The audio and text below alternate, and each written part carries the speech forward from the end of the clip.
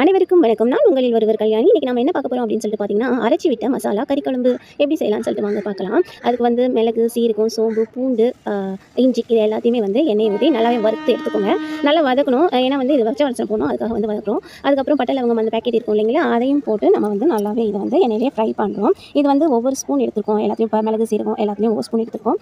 அதுக்கப்புறம் தேங்காவையும் போட்டு அதையும் நல்லாவே ஃப்ரை பண்ணி எடுத்துக்கலாம். ஃப்ரை பண்ணி எடுத்துகிட்டு அதை வந்து ஒரு பிளேட்டுக்கு மாற்ற போகிறோம். ஏன் மாற்ற போகிறோம் அப்படின்னு சொல்லிட்டு பார்த்தீங்கன்னா, நம்ம வந்து இதெல்லாம் வந்து அரைக்க போகிறோம். சரிங்களா? அதனால் அரைச்சா தான் வந்து நமக்கு வந்து இதை ஆறணும் இல்லையா, இது வந்து ஆறணும் இல்லையா, அதுக்காக வந்து இன்னொரு பிளேட்டுக்கு மாற்றிட்டு அதுக்கப்புறம் என்ன செய்ய போகிறோம் சொல்லிட்டு பார்த்தீங்கன்னா, திரும்பவும் கொஞ்சோண்டு ஆயில் ஊற்றிட்டு அதில் வந்து வெங்காயத்தை போட்டு போகிறோம். சரியா? வெங்காயத்தை போட்டு அதுவும் நல்லா நமக்கு கொஞ்சம் ஃப்ரை ஆகி வரட்டும். இது வந்து ஃப்ரை ஆகி வந்த பிறகு நம்ம வந்து அதுக்கப்புறம் தக்காளியை போட போகிறோம். தக்காளியும் பச்சை மிளகாயும் போட்டு அதையும் நல்லா வதக்கி எடுக்க போகிறோம். இதில் வந்து என்ன வருதுன்னா, நம்ம வந்து கொத்தமல்லி வந்து போடுறோம். கொத்தமல்லி ஏன் போடுறோம் அப்படின்னு சொல்லிட்டு நல்ல ஒரு ஃப்ளேவர் வந்து நமக்கு வந்து கொடுக்கும். இந்த ஃப்ளேவர் பிடிச்சவங்க இதை வந்து போட்டுக்கலாம், பிடிக்காதவங்க அதை வந்து அவாய்ட் பண்ணிடுங்க. சரியா? நான் வந்து போடுவேன், ஒவ்வொரு டைம் போடாமையும் செய்வேன். சரி சொல்லிட்டு அதையும் செஞ்சுட்டு அதையும் நம்ம இன்னொரு பிளேட்டுக்கு எடுத்து வச்சுட்டு நம்ம அரைச்சிட்டு வர போகிறோம். அரைச்சிட்டு வந்துட்டு திரும்பவும் எண்ணெய் ஊற்றி அதில் பட்டை லவங்கம் அந்த பாக்கெட்டை போட்டுட்டு அதுக்கப்புறம் இந்த மசாலா செஞ்சு வச்சுருக்கோம் இல்லையா, அந்த மசாலாவை எடுத்து நல்லா ஃப்ரை பண்ணுங்கள். இந்த டூலிங் பர்பஸ் தான் வந்து எப்பயுமே நான் செய்வேன். ஏன் அப்படின்னு சொல்லி பார்த்தா, ஒவ்வொன்றா தனித்தனியாக செஞ்சுட்டு இருக்கிறத இந்த மாதிரி நம்ம செஞ்சு எடுத்து இருந்து ஒரு கரண்டி எடுத்து நம்ம வறுவலுக்காக ஒரு கறி வந்து ப்ரிப்பேர் பண்ணி வச்சுருக்கோம் இல்லையா, அதில் கொண்டு போய் இதை வந்து சேர்க்கணும். ஏன் அப்படின்னு சொன்னால், இந்த இஞ்சி பூண்டு அந்த மசாலாலாம் சேர்த்துருக்கோம் இல்லையா, அதை வந்து அதில் போட்டுட்டோம்னா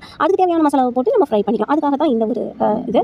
அதுக்கப்புறம் நம்ம வந்து தக்காளி வெங்காயம் அதை அரைச்சி வச்சுருக்கோம் இல்லையா, அது வந்து ஒன்று பாதியமாக தான் அரைக்கணும். நல்லா நைஸாக அரைக்கக்கூடாது. அதையும் அரைத்து நன்றாக போட்டு நல்லா எண்ணெயிலேயே போட்டு நல்லா ஃப்ரை பண்ணுங்கள். ஃப்ரை பண்ணிவிட்டு அதுலேருந்து கொஞ்சோண்டு எடுத்து நம்ம பிஸ்கிக்காக கொஞ்சம் எடுத்து வச்சுருந்தோம் இல்லையா, அந்த ஈரல் அதில் வந்து நம்ம வந்து எடுத்து வச்சுருவோம். அது வந்து பிஸ்கிக்காக நம்ம செய்ய போகிறோம். அதுக்கப்புறம் நான் செஞ்சு வச்ச மிளகாத்தூளை போட்டு அதையும் நல்லா பச்சை வாடை போகிற அளவுக்கு நல்லா வதக்கி எடுக்கணும். அதுக்கப்புறம் மஞ்சத்தூளை போட்டுட்டு நம்ம அலசி வச்சிருக்கிற கறியும் எடுத்து அதில் போடணும். போட்டு நல்லா கிளறணும், நல்லா கிளறணும். அப்போ வந்து தான் நல்லா நம்ம வந்து கிளறுறது தான் இது வந்து இந்த குழம்போட டேஸ்ட்டே நமக்கு வந்து மெயினாக கிடைக்கும். அதனால நல்லா கிளறிட்டு அதுக்கப்புறம் உப்பையும் போட்டு நல்லா கிளறிட்டு தண்ணியை கொஞ்சமாக ஊற்றினா நமக்கு தொக்கு மாதிரி கிடைக்கும். நிறையா தண்ணியை ஊற்றினா நமக்கு குழம்பு மாதிரி கிடைக்கும். எல்லாமே நம்மளுடைய கையில் தான் இருக்குது. இப்படி செஞ்சாலும் சரி, அப்படி செஞ்சாலும் சரி, அது நம்மளுடைய இதுதான். சரிங்களா? இது வந்து நம்மளுடைய கையில் தான் இருக்குது, எப்படி செய்யணும் அப்படின்றது. அதுக்கப்புறம் முந்திரி பருப்பு ஒரு 4-5 ஒரு 10 பல் எடுத்து அதையும் நல்லா அரைச்சி கொண்டு வந்து ஊற்றினோம்னா எப்படி இருக்கும் தெரியுமா? அதனுடைய டேஸ்ட்டு சும்மா 5 ஸ்டார் லெவலில் இருக்கும். அதுக்காக தான் இந்த கேஷ்யூ நட்ஸ் அந்த இதை வந்து நம்ம வந்து ஊற்றி நல்லா கொதிக்க வச்சு நம்ம இறக்கணும்னா இதை மாதிரி ஒரு குழம்பு நீங்களும் சாப்பிட்ருக்கீங்க அப்படின்ற அளவுக்கு இருக்கும். நீங்கள் ஒரு வாட்டி ட்ரை பண்ணி பாருங்கள், நல்லாவே இருக்கும். தேங்க்யூ ஃபார் வாட்சிங்.